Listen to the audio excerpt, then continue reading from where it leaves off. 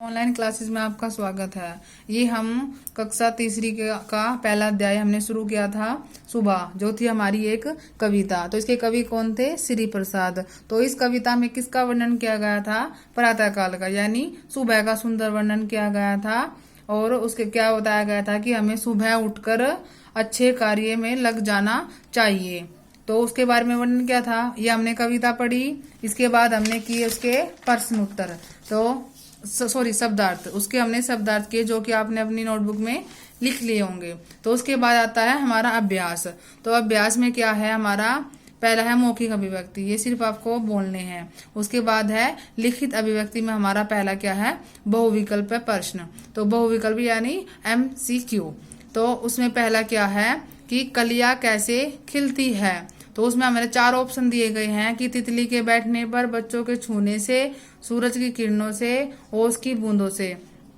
तो कलियां कैसे खिलती है? सूरज की किरणों से। जब सुबह सूरज निकलता है तभी फूल खिलते हैं ना, तो सूरज की किरणों से। तो दूसरा क्वेश्चन क्या है हमारा कि कविता में सबसे अच्छा गुण क्या बताया गया है।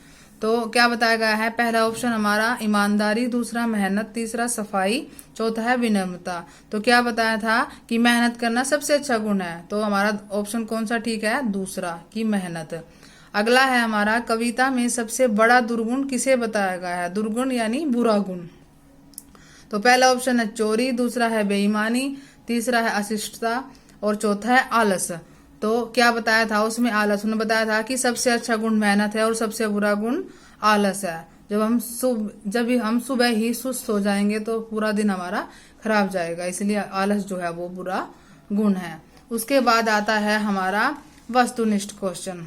तो उसमें क्या है हमारा? सबसे पहले रिक्त स्थान। तो रिक्त स्थान भरकर पंक्तियों को पूरा कीजिए। यानी इसमें जो कविता है वो कविता आधा आधा वो दिया गया है, और जो रिक्त स्थान है उसमें कविता की जो ये लाइन है वो पूरी करनी है। यानी कविता की जो पंक्ति है वो रिक्त स्थान से पूरी करनी है। तो यह प्रातः की सुख बेला है, धरती का सुख अलबेला है। ये आप पीछे भर सकते हो देखकर। अगर सुबह भी अलसा जाए तो क्या जग सुंदर हो पाए। उसके बाद अगला है हमारा सही कथन पर सही गलत का निशान लगाइए। तो सुबह अंधकार समाप्त हो जाता है, तो जब सुबह होती है तो अंधेरा दूर होकर रोशनी हो जाती है ना, तो यस, इसका है राइट का निशान। तो प्रातः काल सभी आलस से भरे होते हैं? नहीं, सभी अच्छे तरोताजा, ताजा मन ताजा होता है ना जीवन, तो ये है गलत हमारा। तो मेहनत करने वालों को सुबह अच्छी लगती है? हाँ, मेहनत करने वालों को सुबह अच्छी लगती है। सुबह जो है वो गर्म हवा चलती है? नहीं, सुबह तो ठंडी ठंडी हवा चलती है, इसलिए ये गलत है। तो हमारा अब आते हैं प्रश्न उत्तर, जो कि हम बोर्ड पर करेंगे। तो पहला प्रश्न हमारा है कि सुबह सूरज की किरणों से क्या हो जाता है।